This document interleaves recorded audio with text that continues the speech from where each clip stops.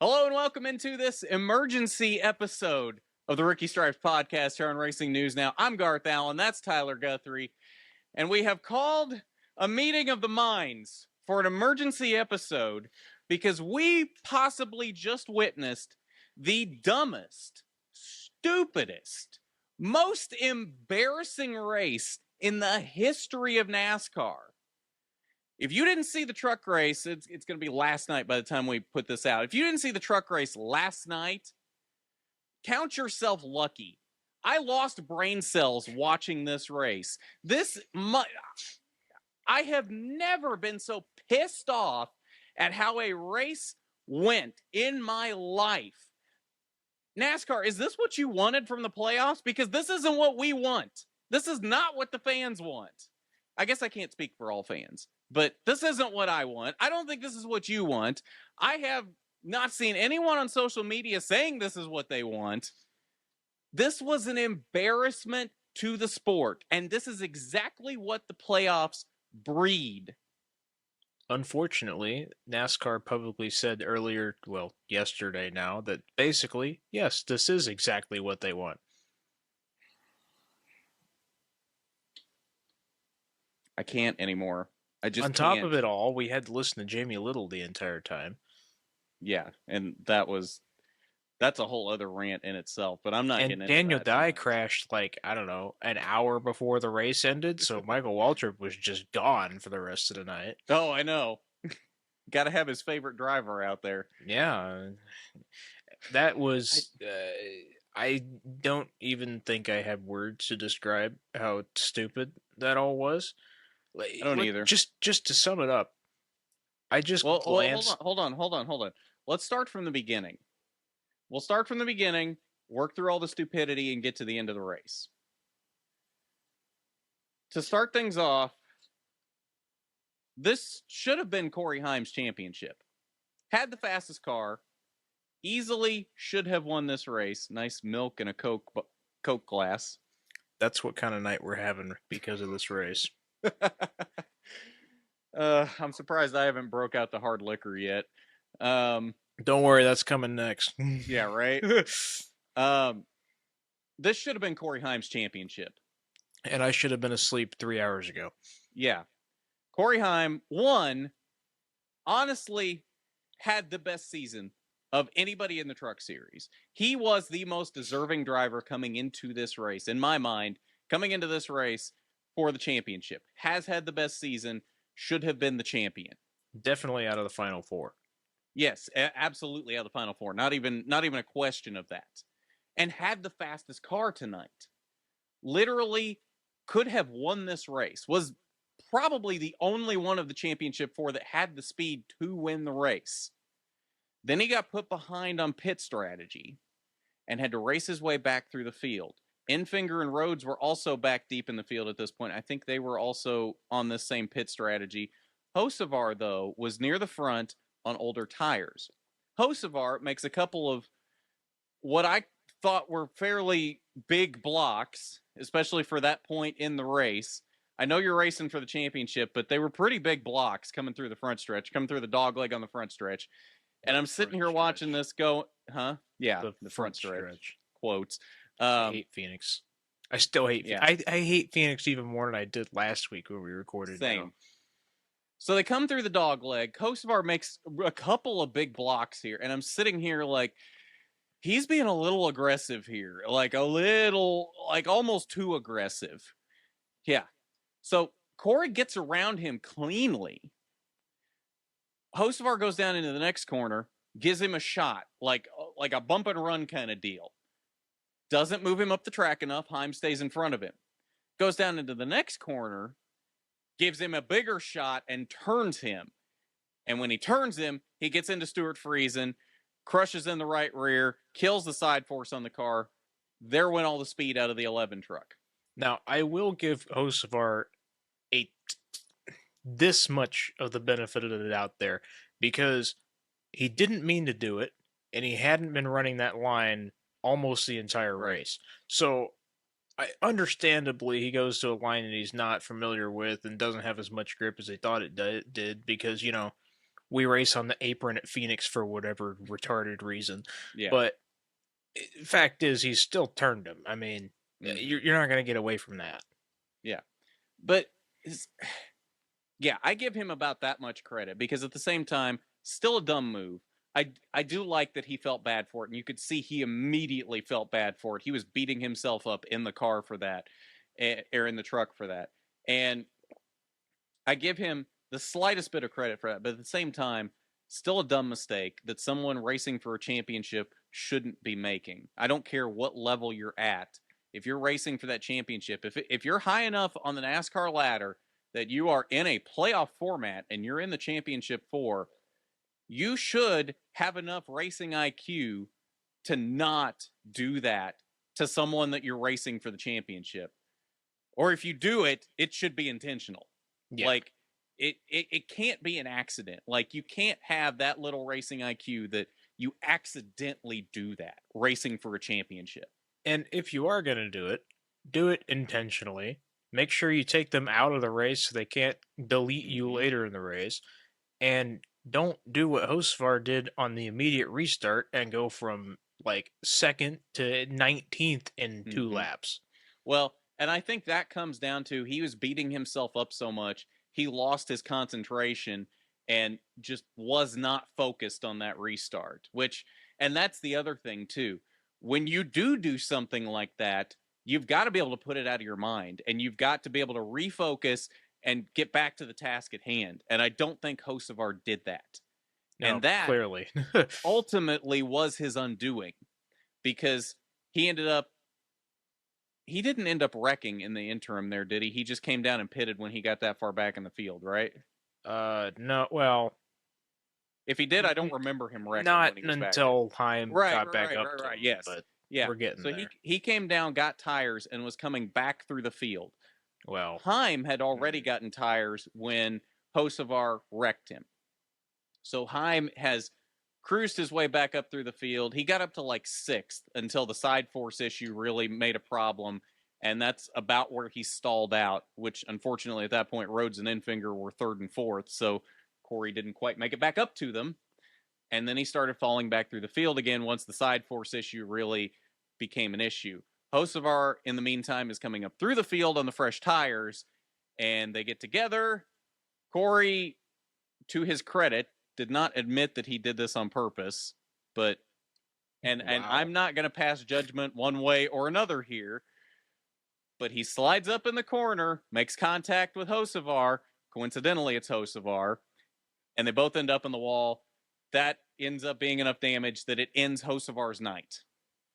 Conveniently, the fastest car on the track just loses 3 spots in one corner and takes out the guy that took him out 20 laps before. Like I said, I'm not passing judgment here, but it is interesting that it was coincidentally Hocevar that he ran into for this. That's all I'm going to say. Okay. Corey, though, this was not the end of his race. He ended up staying out there logging laps, never really made any spots after this. I think the damage was so much that he wouldn't have been able to, even if he had tried to make up spots after this. He kind of rode around it back there in the back, I think, hoping that Enfinger and Rhodes would wreck each other, which almost was a possibility with the way this race did happen. So we get down to the end. Enfinger ends up having contact with Jesse Love, which gives him damage. He has to come down, get fresh tires, come from the back. Rhodes is the only one left at the front at this point. In my mind, the least deserving of the championship 4 is the one in the prime position to win the championship at the end of the race through all the stupidity that has happened in this race. The guy that has won, one race this season and has not had anywhere near a championship level season. But he's the one, when we get inside like 10 laps to go, he's the only one in the top 15. How? How does this format promote this? Well, I mean, we know exactly how. Yeah, I know. But it baffles me that it does. So we get down into the final laps of the race, and we continue to have wreck after wreck after wreck. What do we go? 4 or 5 overtimes? 4. 4 overtimes. Should have had 5. Yeah, including one where Rhodes completely just runs into the back of Zane Smith on the restart because Zane Smith missed a gear, coming up through the gears on the start, Zane Smith was leading, and Rhodes just turns him. And that's the end of Zane Smith's night, the end of his career at front row in the truck. Ben Rhodes has a crushed in nose at this point, yet is still out there running second, third, whatever the hell he was running at this point. Enfinger is slowly making it up through the field, but not quite quick enough. They come down to what ended up being the last overtime. Oh, you left out the part where Enfinger almost ran out of gas and had to pit towards the end of the race. Oh, I didn't even notice that. I must have missed that. Yeah, because he and Rhodes were running together like third, fourth, or whatever, and then they kept having all those restarts with the overtimes, and Enfinger had to come and pit because he was running out of gas. Are you sure? Enfinger was coming from the back because he had gotten tires. He wasn't up in the front on any of the overtimes. Right, because they went into overtime and he had to go get gas. That was before the overtimes. He pitted because he got damage from the contact with Jesse Love and he had a tire rub. No. Yes. He was also running out of gas. He might have been. I might have missed that part, but he definitely pitted because he had a tire rub and needed fresh tires from the contact with Jesse Love. That was the one commentary that I actually paid attention to the entire hour and a half. Fair enough. So they get down to what ended up being the final overtime.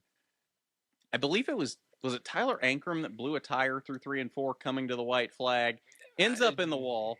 They don't throw a caution and just let the race play out after they've been so quick on the button all night, and they've been so quick on the button all the time for stupid that shouldn't have been cautions. They let this one play out. Enfinger almost gets there. He got to the bumper of Ben Rhodes in 3 and 4 and couldn't finish it off. And Ben Rhodes, of all people, is now a 2-time Truck Series champion. The least deserving of the championship 4. The guy that won one race this season and really probably shouldn't have made the championship 4 in the first place with the kind of season that he's had. Somehow, through the stupidity that is Phoenix, wins a second championship. What the did I just watch? This is quite literally the nightmare scenario that I outlined last week, where all you had to do in this format is win one race in the regular season, not give a damn for the rest of the season, get to the playoffs, and get top 10s, top 5 here and there, and fail your way into the championship 4, and then hope everybody else wrecks, which is quite literally what happened, because the two trucks that actually should have had a shot at the race win and the championship both decided to wreck each other twice. Mm-hmm. And see, Ben even had mechanical issues at the end of the race. On top of his crushed-in nose from running into Zane Smith, he couldn't hardly get into fourth gear on restarts. He was having trouble going from third to fourth, and he'd have to do it 2 or 3 times to get into fourth. And somehow, not even being able to get into fourth gear on restarts, wins the championship. Yeah, he's the one that has shifting issues, and then Zane Smith misses a shift, and yeah, okay. What kind of backwards, bizarro Twilight World, what was it? Twilight Zone. Twilight Zone world are we living in? I have no idea where you're going with that one. I was just trying to describe how f***ed up this is. Like NASCAR. That's how you describe it. Modern NASCAR. Yeah, modern day NASCAR. This is why I'm having so much fun watching NASCAR Classics right now. Also, just because we're coming up to the topic of modern NASCAR, have you seen the Mustang that they're having in Cup next year? Mm-hmm. Holy Jesus, that thing has to be illegal somewhere. It wouldn't surprise me. I don't think it is, but I also think that there's no way you should be able to have the front fenders that they have on that thing. Probably not, unless they're going to let Chevy and Toyota have similar fenders. Well, good luck, Chevy. They don't have a car to fall back on now, so. Yeah. So that's the Truck Series race from tonight in a nutshell. And honestly, I really do believe this was the most embarrassing race in the history of NASCAR. If I'm a new fan and I watch this, my literal reaction is, what the kind of a show sport is this? Why would I want to watch this? Well, if you were even watching it, because it didn't end until about 1 in the morning Eastern. Well, yeah, it didn't end till 1 Eastern, didn't start till 10 Eastern. So, I mean, I know we were joking about this on this past week's episode that this was a really stupid start time, but to be honest, this might have been the right decision to have the fewest amount of people watch this show. Yeah, well, it worked out in the end. Yeah. But I mean, it with all the problems we've had with the Truck Series this season, I was willing to look over most of it and let it be mediocre again next year if we just had a somewhat halfway respectable championship race, and instead we get this absolute moronic show that Mm-hmm. literally shows every problem at every level of NASCAR to a T. I couldn't even come up with a nightmare scenario that was worse than this It, at all. it was disgusting.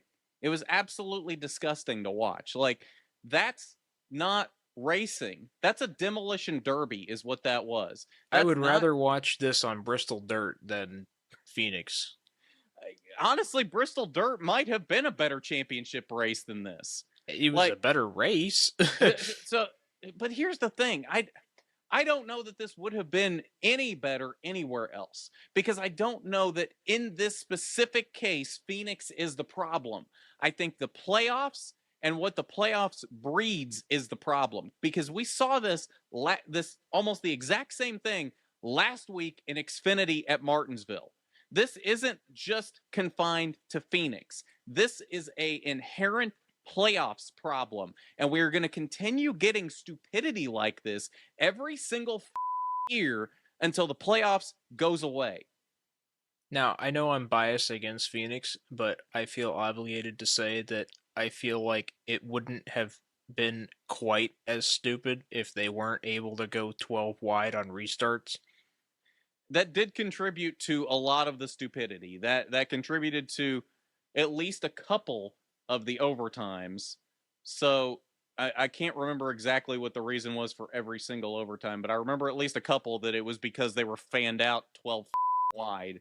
At least 2 of the 4 were because of wrecks going into 1 and 2, Mm-hmm. which that wouldn't have happened if you just put some grass down there and Right, you and know. I don't understand why do we have an apron at a track to begin with, when because the apron is inherently at a racetrack is not meant to be a racing surface. No. But yet, we literally all night, Matt Crafton was literally down at the wall on the inside of turn 1 and 2 every lap all night. That's not meant to be racing surface, but yet we've made it racing surface because they took away all the grass at Phoenix, and it's just become stupid. I think I said the same argument last week, but I think it's ridiculous that NASCAR has their rules so up that at Daytona and Talladega, you can't go below a painted yellow line on the back straight or anywhere else on the track for that matter. And then Phoenix, you see Matt Crafton going against the wall down there, and they're sharing it on every social media platform, being like, "Look how cool this is! Look at Mm-hmm. what we're doing!" Like, dude, I mean, this is the same as if you went and watched F1 race at Texas, and they just took the S's in Sector 1 just straight. Mm-hmm. That literally exactly what's happening here. You know what's funny? As I'm watching back through NASCAR Classics, they actually used to do that at Riverside. Like, legitimately, there was a running joke that I've heard this in an interview before. I don't remember who they were talking to, but I don't know if you've ever seen the track layout of Riverside, what Riverside Mm-hmm. used to be. So literally, it wasn't much of a road course. It literally, you came down through like a 90-degree right-hander, and then you had like a series of 3 S's, another right-hander, a long straightaway where they got up to like 180, a left-hander, a right-hander, and then back into turn 1, the right-hander. That was the track. Oh, dude, I would pay for that to be in the playoffs right now. Right.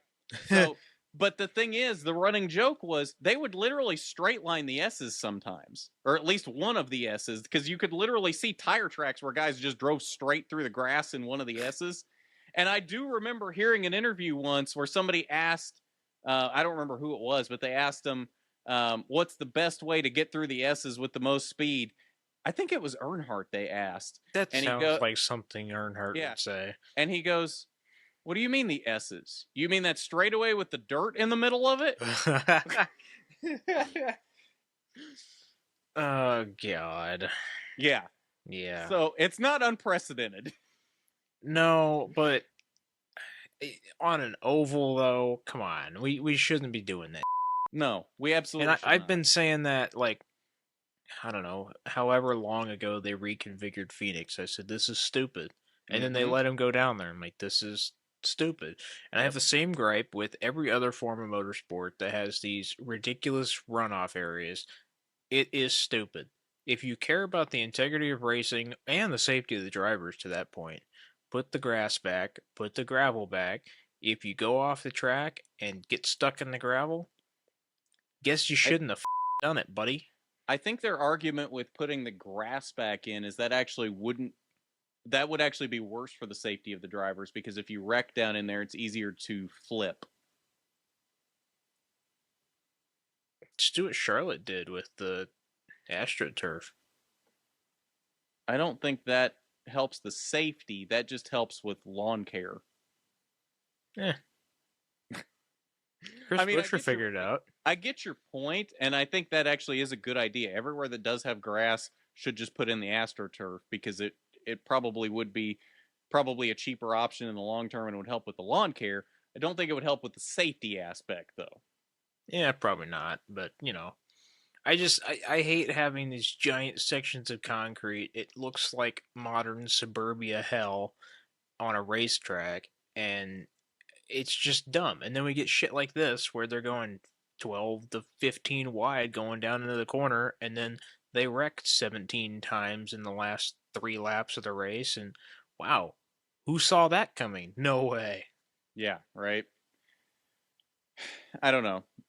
And like I said, I don't know that tonight was necessarily because they were at Phoenix. A lot of the issues were specific to Phoenix, but at the same time, I think we would have seen this kind of stupidity no matter where the championship race was, because this is just what the playoffs are promoting. Oh yeah, this is like fundamental problems of the playoffs that are just enhanced by the fact that we were at Phoenix and allowed all the other problems to happen in the first place.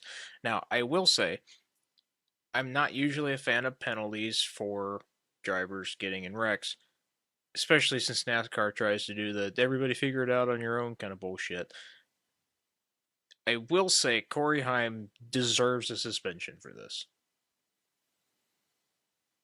I disagree, but why? Give me a reason why you think he deserves a suspension. This is precedented in NASCAR both in the past and recently. We've seen it even this season with Chase Elliott. He clearly retaliated on track, manipulated the results of the race, and just took out Hocevar. I get it. You're angry. Go talk about it after the race. If you want to go punch him in the face after the race, that's fine. You're going to get a fine for that. Don't manipulate the results of a race, especially the championship race in a playoff format that's already stupid anyway.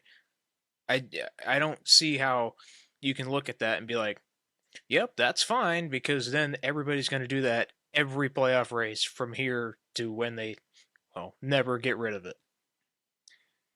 The thing about it is, again, I disagree. I don't know that he necessarily needs a suspension, but I don't think NASCAR is going to suspend him because, again, this is what they want out of this. They want these kind of fireworks in the championship race. This is what they're trying to get, even if it's to the detriment of the viewing experience. But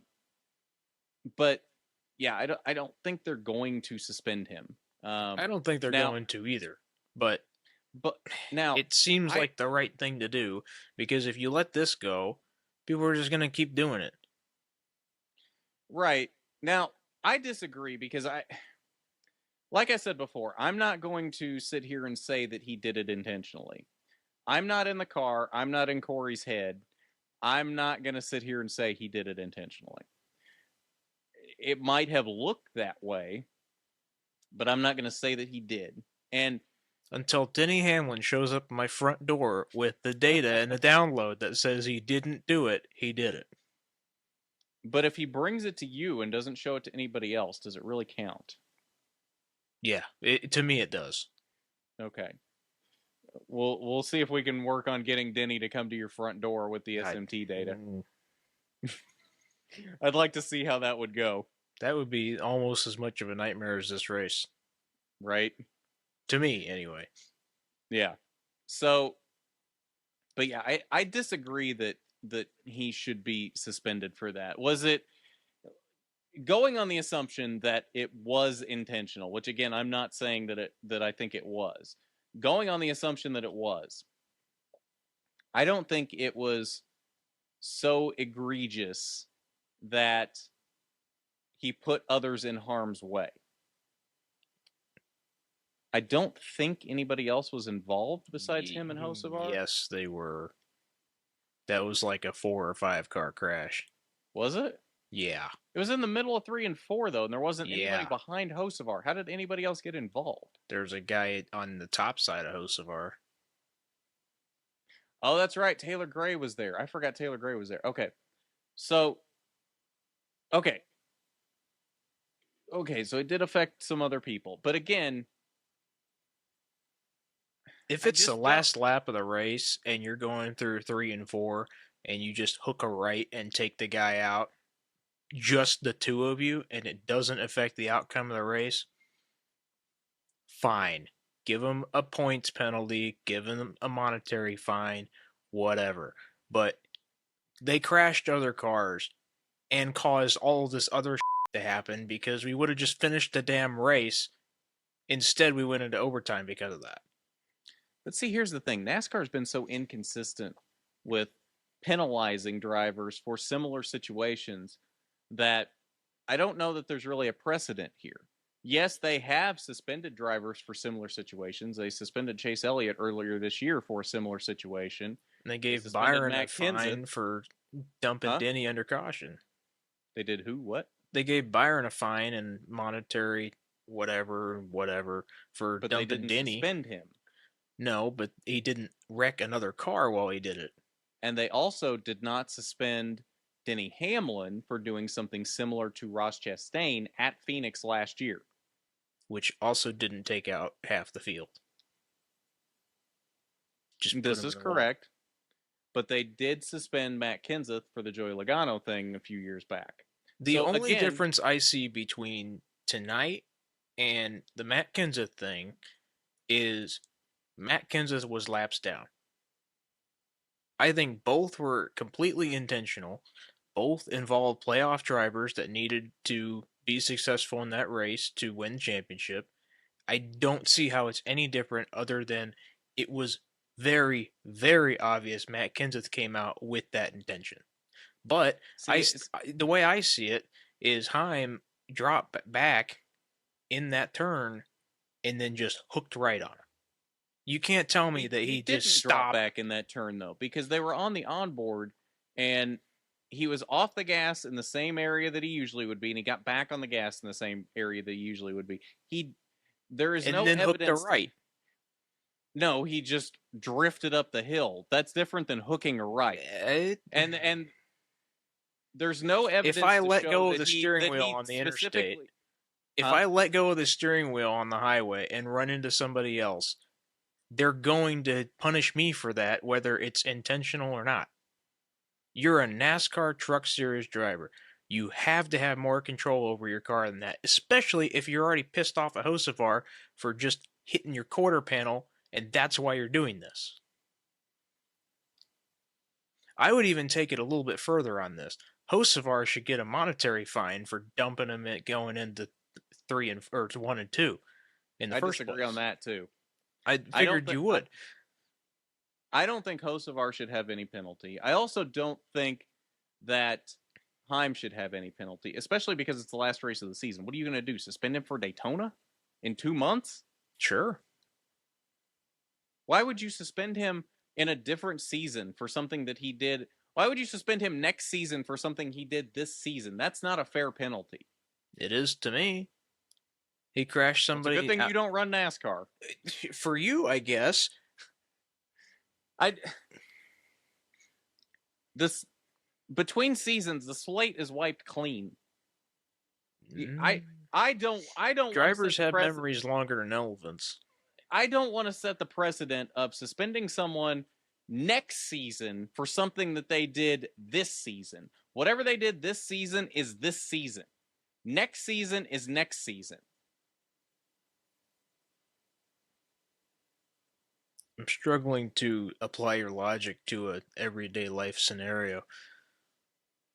Why are you trying to apply it to an everyday life scenario? Like because it doesn't make sense. The scenario of you on the highway, but that has nothing to do with them on track at Phoenix. I still think that the Championship 4 drivers should have a little bit of a different racing etiquette around each other than other drivers in that race. I don't think they should. Yes, but they shouldn't be taking each other out when Hocevar dumped time, which makes it even more obvious that it was intentional. I'm not saying that it wasn't intentional, but I'm also not saying that it was intentional. But even though it's clearly intentional, you got to do something about this. Because what's to say that you can't What's to say that you can't have, like, if Sheldon Creed and Austin Hill have both gotten in Championship 4 and Creed took out one of the other two that was ahead of Hill, are you not going to penalize Creed because, well, we don't know if it was intentional or not? Their teammates helping each other win? You could do that under your idea of not giving him a penalty. No, I wouldn't penalize Creed in that situation. So you're saying we can just take out the other Championship 4 drivers to help somebody else win? You don't know the intent of that driver behind the wheel. You can sit here and say that you know exactly what he or she was thinking behind the wheel, but unless you're in their head and you are driving that car and you know exactly what that car was doing in the moment, you can't say with 100% certainty that it was intentional unless that driver comes out and says, yeah, I wrecked him intentionally. Like 20 minutes before this, he said that Hocevar was not getting out of there that night. Did he now? He did. I must have missed this. He said over team radio, Hocevar ain't making it out of here tonight. Did he? He did. I'm going to see some proof of this because I missed that. If we go back to NASCAR precedent, if a driver makes a threat against another driver over the radio and then wrecks him, suspension. Every time. Now, well, probably not every time, but, you know, you get the point. Here's the thing. Also, Matt Kenseth said that he didn't intentionally wreck Logano during the on-track interview.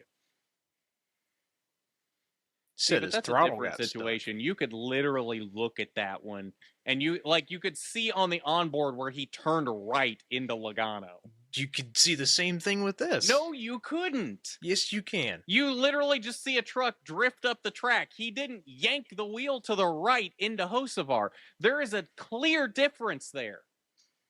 And I'm struggling to see why you don't see that. You start going straight in the middle of a turn, and it's not intentional. He got tight. He had no side force anymore after Hocevar wrecked him the first time. It's a hell of a place to get tight after doing like 20 laps being just fine. He wasn't doing just fine. He was backing up.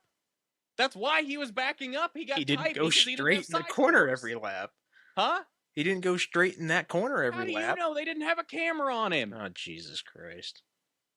Literally. No. Tell me how you can make that statement. They did not have a camera on him. How do you know he wasn't drifting up in every corner and super tight? How do you know that? We'll get Denny Hamlin on the case and then check back in with this. I want a legit answer on this, though. You can't say he never did that in any corner before that because we don't know. They didn't have a camera on him. Unless you were at the track watching him, you don't know that he wasn't drifting up at every corner like that.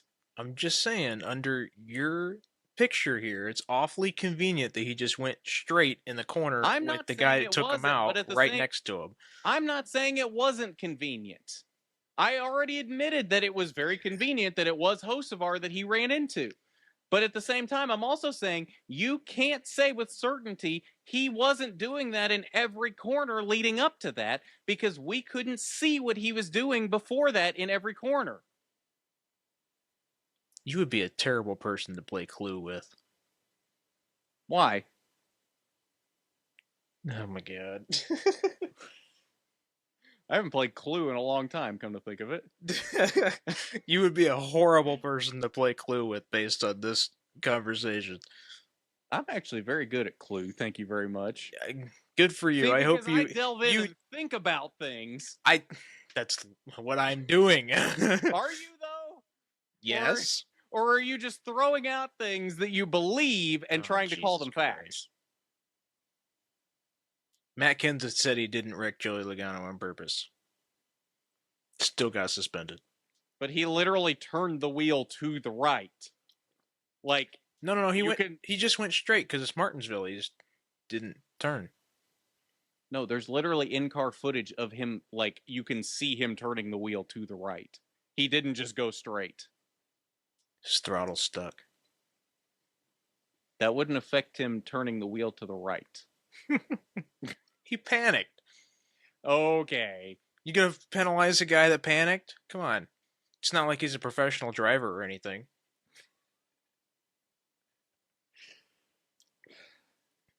I think we've hit our limit on talking about this stupidity for tonight, unless there's anything else you would like to discuss on this topic.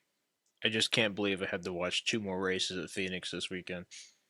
I just hope that the next 2 races are not the shows that this was. Although, Martinsville last week would indicate that Xfinity just might be. My expectations... Well, okay, I was going to say my expectations are low, but now that you mentioned Martinsville, my expectations are high for Xfinity to beat last week. I don't know. I'm almost expecting worse than last week. That's what I'm saying. I expect it to be worse. Oh, I see what you're saying. I thought you were saying you expected it to be better because it couldn't get worse. Oh, no, it definitely can get worse. Truck Series proved that. Yeah, right. Thank God we have the Truck Series. And in the midst of all this, we haven't even talked about the fact that Christian Eckes won this race. Can you imagine if he'd made the championship 4? I'm genuinely angry about that a deserving champion. I'm genuinely angry that he didn't make the championship 4. I know, same. I don't know what truck season points look like, but if that would have given Eckes to win, I'm going to throw a fit. Yeah, I don't know. I don't know what full season points would have looked like for them, but I feel like Heim would have won it on that because Heim had the most consistent season out of anybody. So I feel like Heim would have won it on full season points. I don't think you're going to find full season points anywhere yet, given that the race just ended 2 hours ago. Not even. Yeah. Oh, wait, hang on. Well, Racing Reference has non-playoff points already. Oh, cool. Heim would have won by 137 over Infinger. Over Infinger? Okay. Hocevar would have been 3rd, minus 141. Eckes would have been 4th, minus 142. And Ben Rhodes would have been 5th. Our champion, ladies and gentlemen, would have been 5th. And on that terrible disappointment, I think that's where we'll end for tonight. Thank you for joining us tonight for this emergency podcast episode. Not sure if we're going to have an actual normal episode in the middle of this week, but keep an eye out for that. And hell, if Xfinity is stupid enough tomorrow night, we may have another emergency episode tomorrow. So keep your eyes and your ears out for that. And have a good weekend. Enjoy the remaining championship races from Phoenix this weekend as much as you can. Enjoy F1 from Brazil if that's your cup of tea as well. And we'll see you when we see you. I'm Garth, that's Tyler. This is the Rookie Stripes Podcast on Racing News Now.